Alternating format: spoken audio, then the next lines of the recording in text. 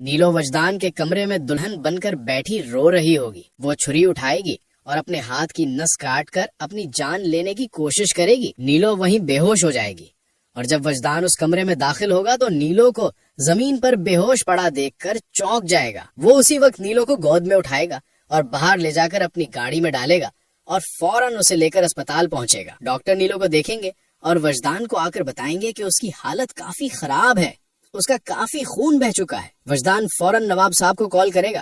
نواب صاحب کال اٹھائیں گے اور گھبرا کر پوچھیں گے کہ کیا ہوا وجدان، سب خیریت ہے؟ وجدان کہے گا کہ نیلو نے اپنے ہاتھ کی نس کاٹ لی ہے، اس کی حالت بہت خراب ہے، آپ فوراً ہسپتال پہنچیں۔ نواب صاحب فوراً ہسپتال کے لیے روانہ ہوں گے۔ دوسری طرف دلشاد کی کچھ لوگوں سے لڑائی ہوگی، وہ اسے اس کی بہن کو مار مار کر زخمی کر دیں گے۔ اس کی بہن بے ہوش ہو جائے گی اور دلشاد اسے گود میں اٹھا کر ہسپتال کے لیے روانہ ہوگا۔ ڈاکٹر نیلی کو اندر لے کر جائیں گے اور پھر دلشاد کی نظر دوسرے کمرے میں بے ہوش لیٹی ہوئی نیلو پر پڑے گی۔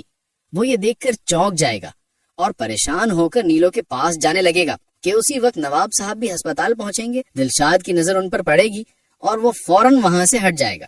ڈاکٹرز آ کر بتائیں گے کہ نیلو کو ہوش آ چکا ہے، آپ لوگ اس سے مل سکتے ہیں۔ نواب صاحب نیلو کے کمرے میں جائیں گے اور اس سے کہیں گے کہ بیٹا مجھے معاف کر دو، مجھے تمہارے ساتھ زور زبردستی نہیں کرنی چاہیے تھی۔ نیلو کہے گی بابا اس میں آپ کی کوئی غلطی نہیں ہے، پلیز آپ مجھے معاف کر دیں، میں نے آپ کا اور امی کا بہت دل دکھایا ہے۔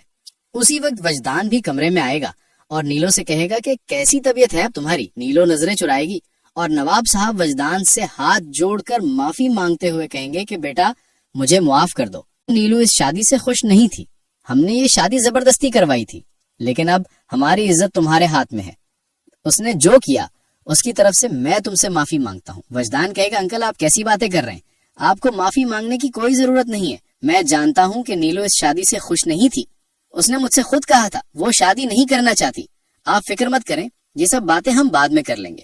دوسری طرف چٹکی کی طبیعت بھی بہتر ہو جائے گی اور دلشاد اسے لے کر ہسپتال سے چلا جائے گا، لیکن اس کا نہ ہی کوئی ٹھکانہ ہوگا اور نہ ہی کھانے پینے کا کوئی انتظام، یہ در در کی ٹھوکریں کھاتا رہے گا، اور جب تک یہ ایک بڑا آرٹسٹ نہیں بن جاتا نیلو وجدان کے ساتھ اسی کے گھر میں رہتی رہے گی۔